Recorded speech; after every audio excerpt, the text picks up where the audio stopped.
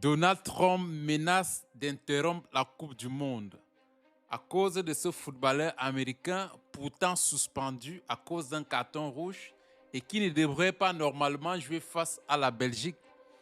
Mais Donald Trump a envoyé un message fort et clair. Il dit ce sont nos stades, c'est nous qui organisons. Donc, si vous n'êtes pas content, la Coupe du Monde s'arrête tout de suite. Donc, c'est un ultimatum à l'endroit de la FIFA qui va faire jouer obligatoirement, et ils ont déjà annoncé que le gars sera disponible, ce joueur américain qui est pourtant suspendu selon les règles et les normes de la FIFA. Mesdames et messieurs, nous sommes dans un monde où c'est la jungle, c'est la loi du plus fort qui prime.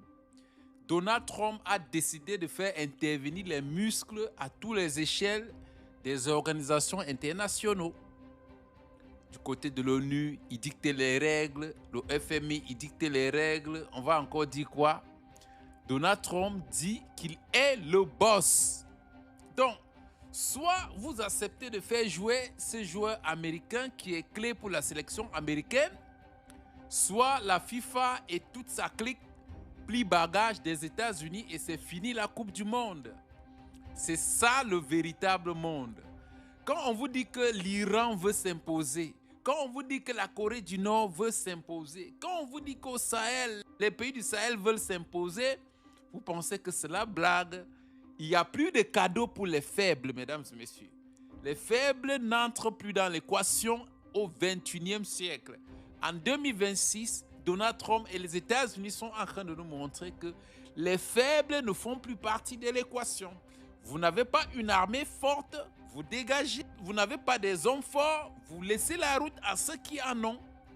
Donc, ce gars, directement, la FIFA a annoncé available, disponible, il va jouer, pourtant suspendu. Donald Trump, je pense qu'à ce stade des événements, va même intervenir lors des matchs des États-Unis comme arbitre et va siffler des pénaltys en faveur des États-Unis là où il n'y en avait même pas. Donc, le message est clair. Nous sommes en train de comprendre une chose. Cette Coupe du Monde est faite pour rester aux États-Unis. Lorsque M. Infantino avait remis le trophée à M. Donald Trump au bureau ovale, pour Donald Trump, c'était que ça reste aux États-Unis. Donc, il n'est pas question qu'elle file ailleurs. Le message est clair ou alors on doit encore expliquer.